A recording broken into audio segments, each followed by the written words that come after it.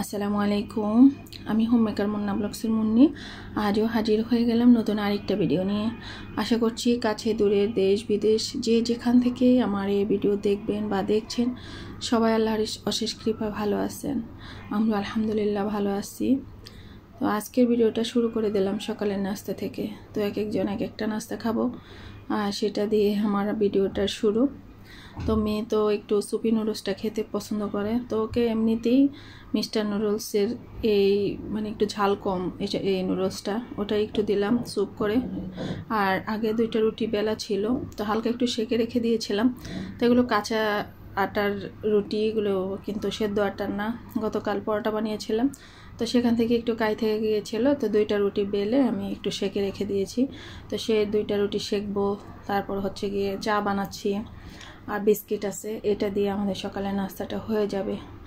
আর শরীরটা একটু খারাপ, সারা রাত্রে ঘুমোতে পারি না, মাথা ব্যথা ছিল, ঘাড় ব্যথা ছিল, তার জন্য সকালে একটু লেট করে ঘুম থেকে উঠেছি। আর এই যে হলুদগুলো তো দেখতে পেলেন গত ভিডিওতে আমি ধুয়েছিলাম, তো সেগুলো চুলার নিচে দিয়ে একটু শুকিয়ে নিচ্ছি। তো প্রায় শুকিয়ে গিয়েছে, তো এটা পরে অবশ্য প্যাক করে দেব। তো আর একটু গরম হোক, তার জন্য অবশ্য রেখে দিচ্ছি। আর এদিকে আমি আমার নাস্তাটাও বানিয়ে নিচ্ছি। তো আমার শরীর খারাপ দেখে বলেছিল বাড়ি থেকে নাস্তা নিয়ে আসবে, তো বললাম যে না থাক, এমনিতেই হয়ে যাবে। আর বাইরে নাস্তাটা আসলে পেট পুরে খাওয়া যায় না, ভালো লাগে না, আর বাচ্চাদেরও একটু সমস্যা করে, তার জন্যে তো ভাবলাম যে নুডলসটা দিয়ে দিই, মেয়ে খাবে। আর মেয়ের শরীরটা আলহামদুলিল্লাহ এখন ঠিক হয়ে গিয়েছে, ডাক্তার দেখিয়েছিলাম আবারও। তো উনি বলেছিলেন যে একটু পানি টানি বেশি খাওয়ার জন্য, আরও 15 দিন যে ওষুধগুলো দিয়েছিল সেই ওষুধগুলো খাওয়ার ওষুধগুলো আর কি খাওয়ার জন্য, আর স্যালাইন যা দিয়েছিল আর দিতে হবে না। আর ওর পরীক্ষা নিরীক্ষা অবশ্য আর দেয় নাই, বলছে যে ও এখন ফিট আছে, তবে ও যেন ফুচকা না খায় বাইরের। তো ওকে অবশ্য বলেও দিয়েছে যদিও খাও, তবে কখনো হাসান আলী মাঠের ফুচকাটা খাবে না। এটার আসলে ওই হাসান আলীর মাঠের ফুচকাটা নাকি খুব ভালো বাচ্চাদের কাছে মনে হয় আর কি, ওই যে জীবাণীতে গিজ গিজ করে, তার জন্যই মনে হয় ভালো। কিন্তু ডক্টর বললো যে ওখানের ফুচকাটা খাবে না, আর যদি বাসায় তৈরি করে খাও তাহলে সমস্যা নেই। তো সে তো সুযোগ পেল। আমি তো এখন বয়স দিচ্ছি সন্ধ্যার পরে, ফুচকা খেয়েই কিন্তু বয়সটা দিচ্ছি। আমাদের অলরেডি বাসায় ফুচকা বানানো হয়েছে। আমি তো একটু ঘুমিয়েছিলাম, এই আমি ঘুমে থাকা অবস্থায় ও কিন্তু সব কিছু রেডি করে নিয়েছিল।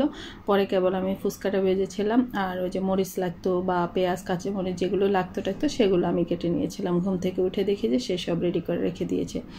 তারপরে কি আর করা, ঘরের যেহেতু আর ডাক্তার বলছে ওকে ঘরেরটা খাওয়া যাবে, তার জন্য ও কিন্তু উঠে পড়ে লেগেছে ফুচকা খাওয়ার জন্য। তো অবশ্য খাওয়া হয়ে গিয়েছে। আর এই যে এখন দেখেন আমরা এক একজন এক একটা নাস্তা করে নিচ্ছি। তো আমি আর আমার ছেলে দুজনে দুটি রুটি খেলাম। তারপরে হচ্ছে মেয়ে তো নুডলস খাচ্ছে, আর ছেলের বাবা অবশ্য বিস্কিট আর চাটাই খাচ্ছে। আর ওনার এই ললি বিস্কুটটা খুবই পছন্দ, আর তার জন্য উনি অবশ্যই এই বিস্কিটটাই খায়। কিন্তু আমার কাছে একদমই ভালো লাগে না এই বিস্কিটটা, আর ওনারা খায় এই জন্য আমি অবশ্যই কিছু বলিও না। দেখ সমস্যা কি, যে খেতে পারে তো খাবে। তবে কোনো বিস্কিটই আমার কাছে ভালো লাগে না, আমি কোনো বিস্কিট খাই না, যেটা সত্যি কথা। তো আমি চা দিয়ে খেয়ে নিচ্ছি। আর রুটিটা একটু তেলে ভেজে নিয়েছিলাম, একেবারে মুচমুচে হয়ে গিয়েছিল, খেতে কিন্তু ভালোই লেগেছিল।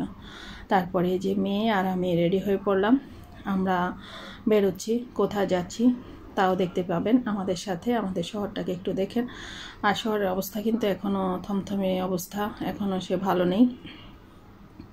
তো ছেলে বাবা বাসায় আছে ওনারা, আর হয়তো আমার হেল্পিং হ্যান্ড আসলে উনি অবশ্য ঘরটার মুছে নেবেন। আর উনি এখন একটু অন্য যেহেতু কাজ কমিয়ে দিয়েছেন, তার জন্য বাসায় একটু তাড়াতাড়ি আসে। আগে তো দুপুরবেলা আসতো, এখন অবশ্য নাস্তা খাওয়ার পরপরই চলে আসে। আর আমাদের অবশ্য নাস্তাটা একটু খাওয়াও হয় দেরিতে, যার জন্য উনি আসেও একটু আমার কাছে মনে হয় আর কি তাড়াতাড়ি এসে। আর এটা তো হচ্ছে আমার ভাইয়ের রুম, তো যেখানে যাই যখন বের হই যাওয়ার সময় তালাটা চেক করি, এটা একটা অভ্যাস। তারপরে তো রাস্তায় চলে আসলাম, অটোতে চেপে বসলাম, কিন্তু রাস্তা একেবারেই বললাম যে থমথম অবস্থা। হয়তো অটো রিক্সা কিছু কিছু চলতেছে, কিন্তু কেমন জানি একটা গুমট ভাব, আমার কাছে তো ভয় লাগছিল। তারপরেও যাচ্ছি, আর এদিকে রাস্তার অবস্থা খারাপ, রাস্তা মুড়ির টিনের মতো ঝাঁকাতে আমাদেরকে নিয়ে যাচ্ছিল। তো কিছু আর করার নেই, মা মেয়ে দুজনেই ছিলাম অটোতে, তার জন্য হয়তো ঝাঁকিটাও একটু বেশিই ছিল। তো এই হচ্ছে আমার ছেলের স্কুল। তো যাওয়ার সময় স্কুলটাকে একটু দেখছিলাম বারবার। এক পাশে তো হচ্ছে হাসান আলী স্কুল, মানে আমার ছেলের যে হাই স্কুলে পড়তো সেটা, আর অন্য পাশে কিন্তু এটা হচ্ছে গিয়ে আমাদের চাঁদপুরের মহিলা কলেজ। এটা একটা সরকারি কলেজ, যদিও এখন একেবারে রমরমা থাকতো স্টুডেন্টে, কিন্তু এখন স্টুডেন্টের কোনো বালাই নাই, একটা বড় বড় তালা ঝুলছে স্কুলের মধ্যে। আর দেখেন রাস্তা কিন্তু একদমই ফাঁকা। তারপরে কিন্তু আমরা একটু একটা দোকানে গেলাম আর কি, মার্কেটও তেমন একটা খোলে নাই, যেহেতু সকালবেলা কোনো মার্কেটেই খুলতেছিল না। তবে পরে একটা মার্কেট বিউটি স্টোর খোলা পেয়েছিলাম, তো সেখানে গিয়েছি। গিয়ে দেখে ওনারা মাত্র ঝাড় দিতেছে, যেহেতু সকালবেলা তার জন্যে, আর আমাদেরও প্রয়োজন, তার জন্য গেলাম। তো গিয়ে কিছু ড্রেস নিলাম বাচ্চাদের। আর আমি আবারও মা হয়েছি, সেটা থামলেন দেখে বুঝতে পেরেছেন। আমি আরেকটা কন্যা সন্তানের মা ডাক শুনবো। তো এটা হচ্ছে গিয়ে আমাদের যে বাড়িতে যে ছোট সদস্য তারই আরেকটা বোন হলো। আমাদের বাড়িতে তো আগে আমি একটা মাত্র মেয়ে ছিলাম আর আমার 6টা ভাই ছিল। আবার আমার একটা ফুফু ছিল আর আমার বাবারা 3 ভাই ছিল। কিন্তু এখন মাশাল্লাহ আমাদের একটা ভাইয়ের ছেলে আছে, হাবিবের ছেলেটাই, মানে আমাদের আহবাবই একমাত্র ছেলে বাড়িতে, আর সবগুলোই মাশাল্লাহ মেয়ে। এখন আমাদের বাড়িতে 5টা কন্যা সন্তান আছে। তো এক সময় আমাদের বাড়িটা মেয়ের জন্য পাগল ছিল সবাই। তো এখন অবশ্য মেয়ে দিয়েই আমাদের বাড়িটা ভরে যাচ্ছে মাশাল্লাহ।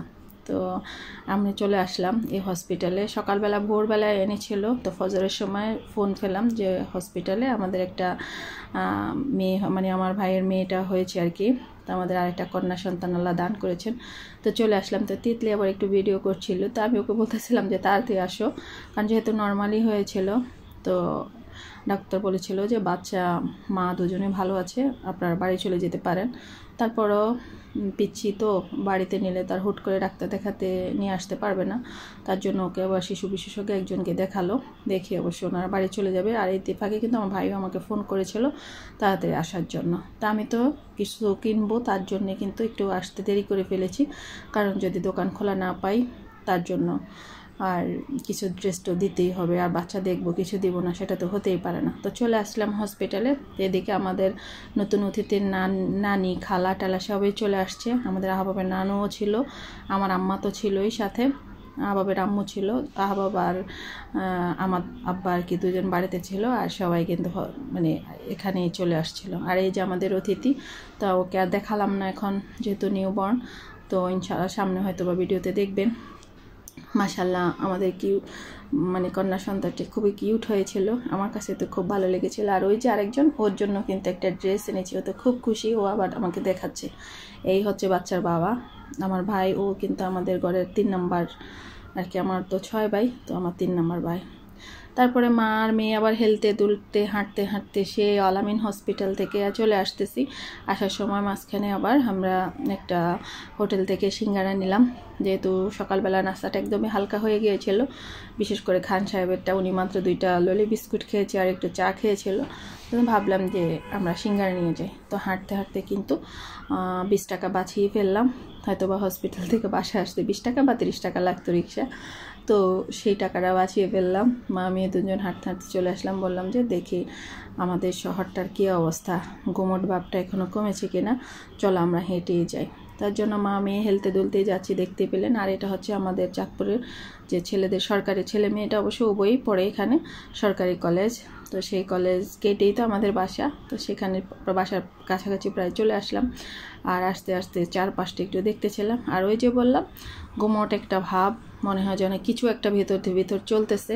তো আল্লাহ আমাদের সবাইকে হেফাজত করুক, আমাদের মনের মধ্যে রহমত বর্ষণ করুক। আমরা যেন একে অপরের প্রতি নিষ্ঠুর ভাবটা না দেখে একটু সহানুভূতির ভাবটাই দেখাই। সবাই সবাইকে বোঝার তৌফিক দান করুক, এই কামনা রেখে আজকের ভিডিওটা আমার এখানেই শেষ করছি। সবাই ভালো থাকবেন, সুস্থ থাকবেন, নিরাপদে থাকবেন, আমাদের জন্য দোয়া করবেন। আল্লাহ হাফেজ, আসসালামু আলাইকুম।